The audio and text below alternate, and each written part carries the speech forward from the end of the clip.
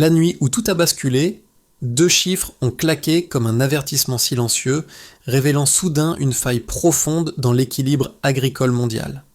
D'un côté, une loi de 900 millions de dollars au Burkina Faso, de l'autre l'essoufflement des récoltes américaines frappées par des tensions commerciales persistantes. Que signifie ce renversement pour vous et pourquoi le nom d'Ibrahim Traoré apparaît-il désormais au cœur des inquiétudes occidentales ? En filigrane, une nouvelle architecture de pouvoir se dessine, capable de redéfinir souveraineté, marché et rapports de force continentaux durablement et sans retour immédiat. Cette exploration promet de dépasser le choc initial pour examiner ce que la loi déclenche réellement, ici et ailleurs. Elle vise à offrir des clés claires pour comprendre enjeux, mécanismes, conséquences concrètes. L'enjeu n'est pas seulement agricole. Il touche aux chaînes de valeur, aux dépendances techniques et aux marges de négociation entre régions.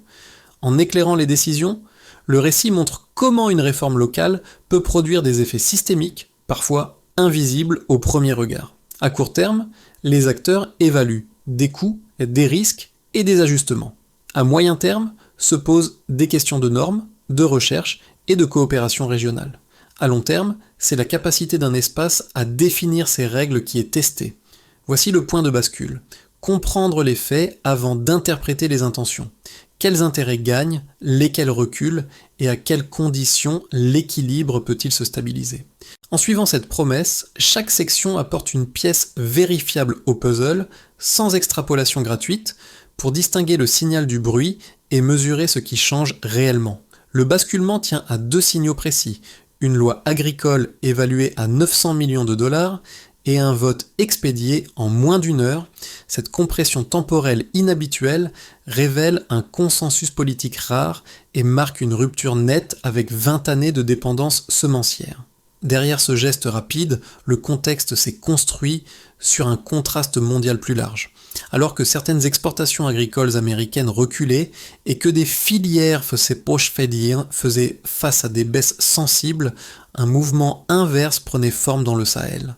Le Burkina Faso, longtemps perçu comme périphérique dans l'architecture agroéconomique globale, décidait de bannir 4 variétés OGM associées à des groupes biotechnologiques occidentaux. Ce choix ne relevait pas d'un symbole isolé, mais d'une stratégie visant à reprendre la maîtrise des cycles de production, des coûts et des savoirs. La portée de cette décision a rapidement dépassé les frontières nationales. Dans les campagnes burkinabées, des agriculteurs ont évoqué la fin des achats annuels obligatoires et le retour progressif de semences transmises sur plusieurs générations. Dans les centres urbains, des chercheurs et de jeunes biologistes ont commencé à documenter la résilience des variétés locales face à des sols appauvris et à des régimes hydriques irréguliers. Ces observations, encore partielles, ont nourri un débat plus large sur la compatibilité entre modernité agricole et espèces endogènes. C'est dans cet enchevêtrement de facteurs économiques, scientifiques et symboliques que la figure d'Ibrahim Traoré s'est imposée. Son rôle, perçu comme un catalyseur plutôt qu'un simple soutien institutionnel, a renforcé l'idée qu'une réforme agricole pouvait devenir un levier politique régional. Pour plusieurs capitales occidentales, l'hypothèse d'un effet domino au Mali, au Niger ou au Ghana a transformé une loi nationale en variable géopolitique. Ainsi, le révélateur n'est pas seulement le contenu du texte juridique, mais ce qu'il active, un déplacement du centre de gravité, où la souveraineté alimentaire cesse d'être un discours pour devenir une pratique observable. Pour comprendre comment une loi abstraite devient un changement tangible, le récit suit des trajectoires comanches concrètes. Dans le nord du pays, des groupes de femmes se sont réunis autour de paniers de semences anciennes, expliquant comment chaque variété correspondait à un sol précis et à un rythme de pluie particulier. Leur rôle, longtemps cantonné à la transmission domestique, s'est transformé en point d'appui collectif, reliant mémoire agricole et pratique de présente. À Bobo-Dioulasso, de jeunes biologistes ont monté des micro-laboratoires artisanaux. Leur objectif n'était pas de reproduire des protocoles coûteux, mais de cartographier l'humidité des sols et d'observer la réponse des cultures locales à des cycles climatiques irréguliers.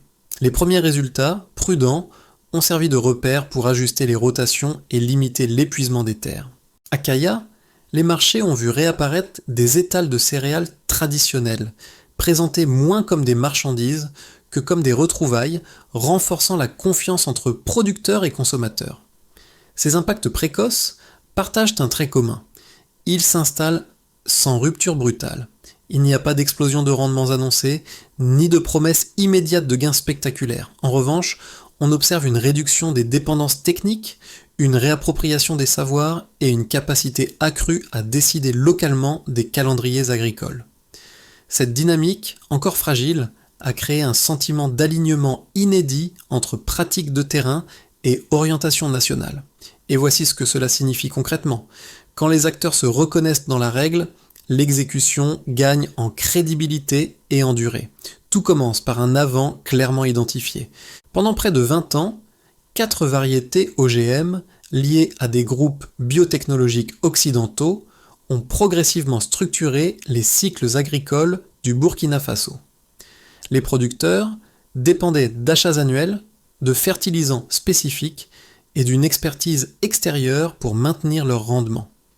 Ce modèle apportait une forme de stabilité apparente, mais au prix d'une perte de contrôle croissante sur les semences, les coûts et le calendrier des cultures. Puis survient le point de rupture. Le déclenchement prend la forme d'un vote fulgurant, expédié en moins d'une heure, validant une loi anti-OGM évaluée à 900 millions de dollars. Ce rythme inhabituel signale une décision assumée et coordonnée. En un instant, le cadre juridique bascule. Les semences brevetées sont bannies et l'État envoie un message clair sur la direction choisie. Ce passage du avant au après n'est pas progressif. Il est intentionnellement abrupt pour éviter l'enlisement et les compromis dilatoires. La montée en tension est immédiate. Sur le plan interne, les ministères reçoivent donc des propositions pour accompagner la transition. Restauration des sols, diversification des cultures, structuration de banques de semences indigènes. Sur le terrain, les agriculteurs réévaluent leurs pratiques, certains avec prudence, d'autres avec enthousiasme. Chaque jour apporte une conséquence nouvelle, un ajustement technique ou une initiative locale qui donne corps à la réforme. En parallèle, les signaux extérieurs se multiplient. À Washington, des mémos internes évoquent le risque de perdre l'un des derniers marchés agricoles en croissance. Les analyses soulignent que, dans un contexte déjà marqué par des reculs d'exportation et des tensions commerciales, l'émergence d'un modèle non OGM en Afrique pourrait fragiliser des positions acquises de longue date. En Europe, des responsables et des lobbies agricoles parlent de distorsion commerciale et de rupture stratégique. Les médias insistent sur le caractère déstabilisant de la loi, craignant qu'elle n'encourage d'autres États à suivre la même voie. C'est dans cette phase de réplique que la figure d'Ibrahim Traoré devient centrale. Présenté comme l'un des catalyseurs de la souveraineté agricole assumée, il incarne la capacité à transformer une réforme technique en signal politique régional. Son influence est perçue comme un facteur d'accélération, renforçant l'idée qu'un succès burkinabé pourrait produire un effet domino au Mali, au Niger ou au Ghana. Cette personnalisation du processus concentre les regards et cristallise les inquiétudes extérieures.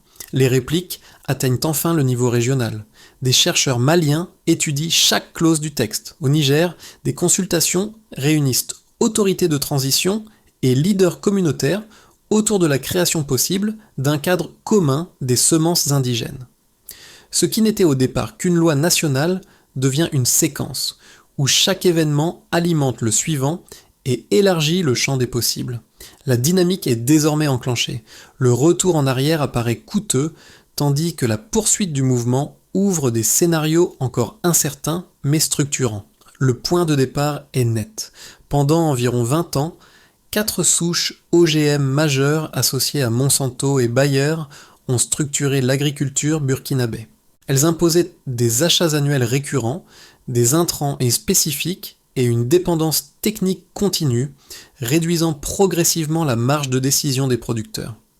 À partir de cette situation initiale, la loi a introduit un premier changement mesurable, un déplacement de la perception collective du lien entre semences et souveraineté. Le passage du brevet à la graine ancestrale n'a pas seulement modifié des pratiques agricoles, il a redéfini la manière dont les acteurs évaluent coûts, risques et autonomie. Ce changement, encore en cours, se manifeste à travers plusieurs indicateurs convergents. Le premier indicateur concerne les réactions américaines. Après une décennie marquée par des tensions commerciales successives avec la Chine, le Brésil et l'Inde, certaines exportations agricoles des États-Unis affichaient déjà des reculs notables. La perspective de voir l'Afrique, décrite dans des briefings comme l'un des marchés agricoles à la croissance la plus rapide, s'orienter vers un modèle non OGM, a ajouté un niveau de vulnérabilité inédit. Plus la souveraineté semencière africaine progresse, plus les marges de négociation occidentales se resserrent, selon plusieurs analyses internes évoquant un avantage stratégique construit sur près de 30 ans. Le deuxième indicateur émerge du continent africain lui-même. Dans les laboratoires improvisés de Bobo Dioulasso, des ingénieurs ont comparé la résilience de variétés indigènes de mil et de sorgho à celle des semences introduites. Les premières séries d'observations montrent que les cultures locales supportent mieux des sols pauvres et des cycles d'humidité irréguliers. Ce constat ne prétend pas à l'universalité, mais il fournit une base empirique suffisante pour nourrir un débat scientifique élargi. La modernité agricole apparaît alors moins comme une rupture que comme une adaptation aux réalités écologiques régionales. Le troisième indicateur se situe sur le terrain politique. Dans un contexte où plusieurs nations du Sahel réexaminent leurs cadres agricoles, la posture d'Ibrahim Traoré est interprétée comme une invitation à explorer des modèles de souveraineté élargie. Au Mali, des comités techniques ont analysé clause par clause le texte burkinabé. Au Niger, des autorités de transition ont engagé des consultations civiles autour d'une coopération régionale sur les semences indigènes. Ces démarches, prudentes mais répétées, suggèrent que la loi fonctionne comme un catalyseur plutôt que comme une exception isolée. Un dernier indicateur, plus diffus mais essentiel, concerne la perception citoyenne. Dans les villages du Nord, comme sur les marchés urbains, le retour du sorgho et du mil traditionnel est décrit comme une réparation symbolique. Les habitants évoquent une rupture avec des décennies où l'autorité agricole semblait se déplacer depuis l'extérieur vers le producteur local. Ce glissement d'échelle révèle une dynamique clé. Dès que la graine se libère du brevet, la communauté retrouve une capacité de projection à long terme. Pris ensemble, ces éléments montrent que la variation observée ne se limite pas au rendement ou au volume. Elle touche au rapport de force, aux choix scientifiques et à la confiance collective, donnant à la réforme une densité que ses détracteurs n'avaient pas anticipée. Deux thèses se font face avec une intensité rare dans le débat agricole. La première, portée par plusieurs capitales occidentales et par de grandes firmes biotechnologiques, avance que l'abandon des semences brevetées affaiblira la productivité. Selon cette lecture, les OGM offriraient une stabilité indispensable face aux aléas climatiques, garantiraient des volumes standardisés et préserveraient l'accès aux marchés internationaux. Renoncer à ces technologies exposerait les pays sahéliens à des risques économiques, à une volatilité accrue des rendements et à une marginalisation commerciale progressive. Un second argument complète cette position. Les défenseurs du modèle importé estiment que la dépendance technologique n'est pas un défaut, mais un coût d'entrée. Dans un système agroalimentaire mondialisé, rester compétitif impliquerait d'adopter des souches optimisées, soutenues par des chaînes d'approvisionnement intégrées et des cadres réglementaires éprouvés. À leurs yeux, la souveraineté agricole ne peut se construire en dehors de ces standards sans perte significative à court et moyen terme. Face à ces thèses, une réponse structurée s'est imposée depuis le terrain africain. Elle ne nie pas les défis, mais elle conteste l'équation entre modernité et dépendance. Les premiers mois suivant la loi ont montré que l'abandon partiel des OGM n'a pas paralysé la production. Les communautés ont réorganisé des banques de semences, réduisant l'exposition aux achats annuels obligatoires. Des chercheurs ont documenté la capacité d'adaptation des variétés traditionnelles à des sols appauvris et à des cycles hydriques irréguliers, apportant une base empirique au débat. L'argument central repose sur une chaîne causale simple. Lorsque la propriété de la semence revient au producteur, la maîtrise des cycles culturaux s'améliore. Cette maîtrise réduit les coûts imposés, stabilise les décisions locales et renforce la résilience à long terme. Les données disponibles indiquent que la productivité ne dépend pas uniquement du rendement brut, mais de l'adéquation entre culture, sol et climat. Enfin, l'expérience burkinabé suggère qu'une autonomie accrue peut coexister avec une coopération scientifique. Les laboratoires improvisés et les échanges régionaux montrent qu'il est possible d'innover sans reproduire une dépendance structurelle. La question n'est donc pas de choisir entre tradition et progrès, mais de déterminer quel progrès sert durablement les sociétés concernées. À ce stade, une idée s'impose. La graine devient pouvoir. Ce point médian révèle un changement de nature plutôt que d'échelle. La loi n'agit plus seulement comme une réforme agricole, elle reconfigure la lecture politique du Sahel. Ce qui paraissait technique s'impose désormais comme un levier d'influence capable de déplacer les lignes sans confrontation directe. En renversant la logique du brevet, le texte a introduit une variable nouvelle dans les calculs internationaux. L'autonomie peut produire de la stabilité. Cette bascule se lit dans la manière dont les acteurs ajustent leur position. Les discussions ne portent de plus uniquement sur des rendements ou des volumes, mais sur la capacité d'un territoire à définir ses règles et à les défendre. Les échanges régionaux, encore prudents, s'organisent autour de normes communes, de recherches partagées et d'un langage politique renouvelé. L'idée d'une coordination sahélienne, autrefois théorique, devient une option examinée sérieusement. Au cœur de ce déplacement, la posture d'Ibrahim Traoré est interprétée comme un signal de continuité. Sans multiplier les annonces, il incarne une ligne lisible, consolider l'interne pour élargir l'externe. Cette cohérence rassure les acteurs locaux et inquiète ceux qui anticipaient une réforme éphémère. Le pouvoir de la loi tient alors à sa simplicité stratégique, elle ne promet pas l'abondance immédiate, elle installe une direction. À partir de ce point, le débat change de registre. La question n'est plus de savoir si la réforme tiendra, mais comment ses effets se diffuseront concrètement.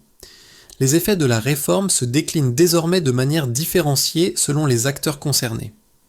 Pour l'État, la première conséquence est stratégique. La loi offre un cadre clair pour aligner politique publique, recherche et diplomatie économique.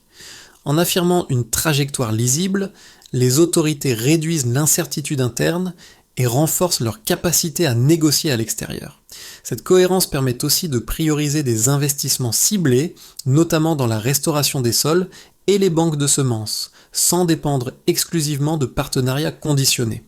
Pour les entreprises et les opérateurs économiques, l'impact est plus contrasté. À court terme, certains circuits d'exportation doivent être renégociés et des ajustements logistiques s'imposent. Cependant, la réforme ouvre aussi des opportunités nouvelles. Les acteurs locaux engagés dans la transformation, le stockage et la distribution de céréales traditionnelles voient émerger des marchés plus stables, moins exposés aux fluctuations de brevets et d'intrants importés. Cette reconfiguration favorise des chaînes de valeur plus courtes, où la prévisibilité prime sur le volume maximal. Du côté des agriculteurs, la conséquence la plus immédiate est opérationnelle. La fin des achats annuels obligatoires réduit la pression financière et redonne de la latitude dans le choix des calendriers culturaux. Les producteurs évoquent une relation plus directe entre leurs décisions et les résultats observés, ce qui améliore l'apprentissage collectif. Cette dynamique ne supprime pas les risques climatiques, mais elle renforce la capacité d'adaptation en réintroduisant des variétés éprouvées par le contexte sahélien. Le sentiment de reprendre la main sur ce qui est semé nourrit une confiance mesurable dans la durée. À l'échelle régionale, enfin, les conséquences prennent une dimension géopolitique. Le Mali, le Niger et le Ghana observent attentivement l'évolution burkinabé. Des consultations techniques et politiques se multiplient, cherchant à évaluer la transférabilité du modèle. Cette attention transforme la loi en référence plutôt qu'en exception. Dans ce cadre, la figure d'Ibrahim Traoré est souvent citée comme un point d'ancrage, non pour personnaliser excessivement la réforme, mais pour symboliser une constance politique qui facilite la coordination régionale. Pris ensemble, ces effets dessinent une redistribution des rôles. L'État gagne en capacité d'arbitrage, les entreprises locales en visibilité, les agriculteurs en autonomie et la région en options stratégiques. La réforme ne supprime pas les tensions, mais elle les rend plus lisibles et plus négociables. Le véritable résultat est là. Transformer une loi agricole en mécanisme d'alignement entre intérêts nationaux, pratiques locales et dynamiques régionales sans promettre plus que ce que les faits permettent d'observer. 3 trajectoires plausibles se dessinent pour l'année à venir, chacune dépendante des réactions extérieures, de la coordination régionale et de la capacité interne à consolider la transition. D'abord, une continuité prudente. Dans cette configuration, le Burkina Faso consolide ses banques de semences et affine ses programmes de restauration des sols. Les pays voisins poursuivent sans fond des consultations discrètes sans engagement formel immédiat. Les marchés connaissent une phase d'ajustement marquée par la renégociation de certains débouchés et par des arbitrages budgétaires mesurés. La stabilité sociale se maintient grâce à l'adhésion des communautés rurales, qui perçoivent des bénéfices concrets dans la réduction des dépendances techniques. La ligne directrice reste claire: protéger la souveraineté sans provoquer d'escalade diplomatique. Ensuite, une expansion coordonnée. Ici, le Mali et le Niger adoptent des cadres juridiques inspirés du modèle burkinabé, ouvrant la voie à un corridor agricole sahélien fondé sur les variétés indigènes. Le Ghana manifeste un intérêt opérationnel via des partenariats de recherche. Les universités renforcent leurs programmes dédiés aux cultures traditionnelles, tandis que les producteurs intensifient les pratiques non brevetées, soutenues par des données locales de plus en plus robustes. Cette dynamique confère au Sahel une voix collective plus audible dans les discussions internationales sur l'alimentation, sans rompre les canaux de coopération existants. Enfin, des pressions et une fragmentation. Ce scénario suppose l'activation de leviers externes. Des pressions commerciales accrues, des enquêtes formelles ou des restrictions à l'exportation fragilisent certains revenus. Des campagnes d'influence cherchent à présenter la réforme comme un risque économique, semant le doute dans les régions les plus exposées. La capacité institutionnelle est mise à l'épreuve et le rythme de mise en œuvre ralentit. Toutefois, la mémoire des périodes de dépendance joue un rôle d'amortisseur. Les communautés rappellent que les cycles imposés n'ont pas garanti la stabilité promise. Quelle que soit la trajectoire, l'analyse gagne à s'appuyer sur une grille simple: relier souveraineté et stabilité sans assigner de probabilité hâtive. Si la coordination progresse, la résilience augmente. Si elle faiblit, les tensions s'accentuent. La suite dépendra moins d'annonces spectaculaires que de la cohérence entre règles, pratiques et apprentissages partagés. La réforme touche des publics qui ne se percevaient pas comme des acteurs centraux du changement agricole. Pour les communautés rurales, l'impact est d'abord pédagogique. Dans certaines écoles, des enseignants ont commencé à expliquer aux élèves pourquoi des variétés cultivées par leurs arrière-grands-parents possèdent une valeur à la fois culturelle et agronomique. Cette transmission, longtemps absente des programmes formels, rend la souveraineté compréhensible et concrète, en l'ancrant dans des gestes quotidiens plutôt que dans des slogans. Pour les femmes, souvent responsables de la conservation des semences, la reconnaissance est tangible. Leur savoir, auparavant cantonné à la sphère domestique, acquiert une portée collective. Invitées à des ateliers communautaires, elles partagent des méthodes d'identification, de stockage et de protection des variétés anciennes. Cette visibilité crée une fierté partagée et renforce la cohésion locale en montrant que la réforme s'appuie sur des compétences déjà présentes. Les jeunes agronomes constituent un troisième groupe clé. Beaucoup voient dans la transition une opportunité de réorienter leurs recherches vers des cultures adaptées au Sahel. Les laboratoires improvisés et les partenariats universitaires émergents offrent un terrain d'expérimentation crédible, même avec des moyens limités. Ce repositionnement donne le sentiment de contribuer à une trajectoire durable plutôt qu'à une réponse ponctuelle à des contraintes extérieures. Dans les marchés urbains, enfin, l'effet est surtout psychologique. Le retour du mil et du sorgho traditionnel ravive un sentiment d'identité partagé entre producteurs et consommateurs. La réforme agit comme un miroir, Elle reflète une aspiration collective à reprendre la maîtrise d'un futur longtemps perçu comme subi. 2 pistes simples émergent pour ces publics. Favoriser la circulation d'informations locales, afin de relier pratiques et résultats observables, et soutenir des espaces d'échange où savoir traditionnel et approche scientifique peuvent se rencontrer sans hiérarchie imposée. Transformer une victoire symbolique en trajectoire durable suppose une séquence lisible d'actions coordonnées. La première étape consiste à consolider les banques de semences indigènes déjà alimentées par les variétés retrouvées dans les villages du Nord. Leur fonction dépasse le stockage.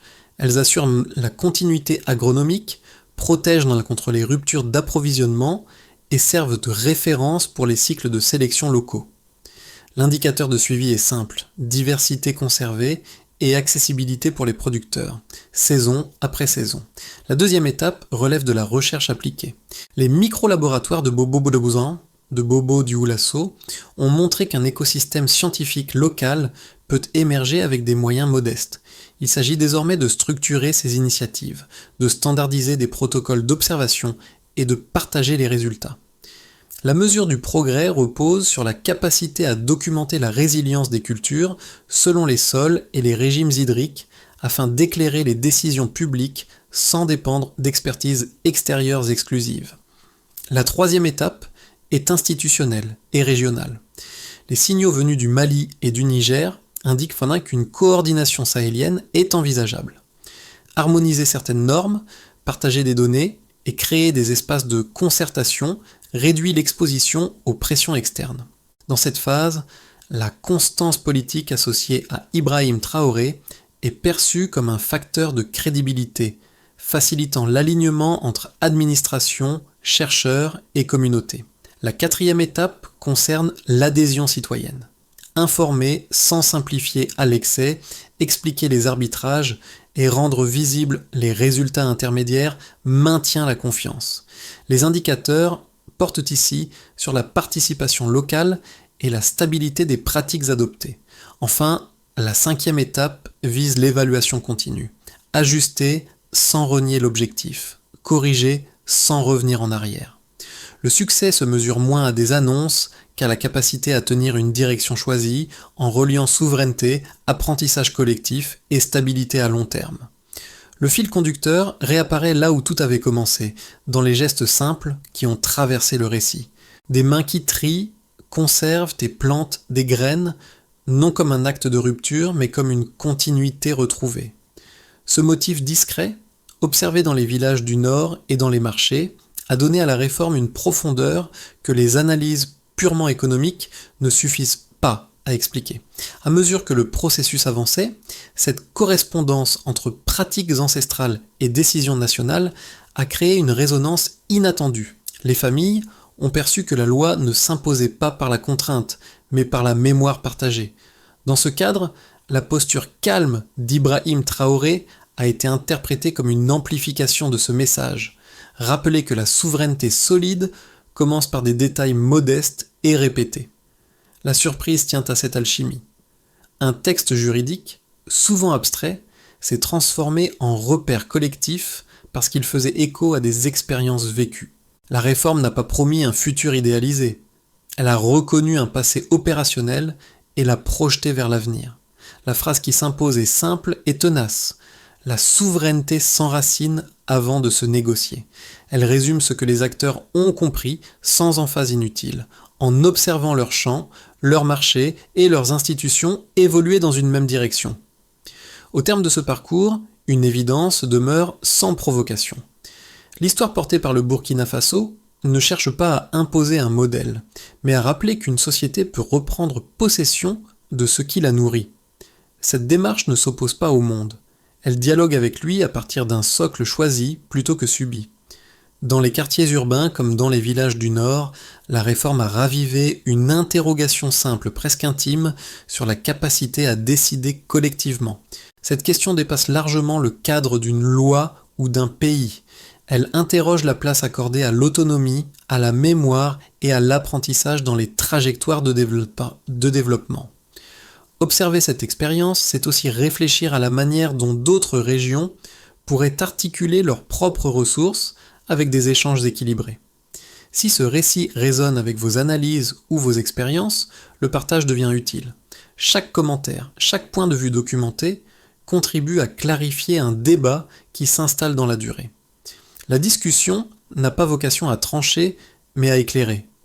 Comment percevez-vous cette trajectoire et quelle place pensez-vous que la souveraineté alimentaire devrait occuper dans l'avenir du continent africain ? Arrivé à ce point, le récit n'invite ni à l'adhésion automatique, ni au rejet réflexe. Il propose une discussion posée sur ce que signifie choisir ses règles, puis accepter les responsabilités qui en découlent. L'expérience burkinabé rappelle qu'un débat sur l'alimentation touche à la fois l'économie, la culture et la capacité à se projeter collectivement. Elle montre aussi que les trajectoires durables se construisent rarement dans le bruit, mais dans la cohérence. Ce cheminement ouvre un espace d'échange utile. Les lecteurs peuvent interroger les conditions de reproductibilité, les limites observables et les compromis nécessaires. Ils peuvent aussi confronter cette expérience à d'autres contextes, où la dépendance et l'autonomie prennent des formes différentes. L'enjeu n'est pas de figer une conclusion, mais d'affiner des critères de lecture partagés. La discussion gagne en valeur lorsqu'elle reste documentée et respectueuse des faits. Partager une analyse, poser une question précise ou apporter un contrepoint étayé contribue à éclairer un sujet qui dépasse un pays et un moment. Comment évaluez-vous cette trajectoire et quels enseignements vous semblent transposables ailleurs ?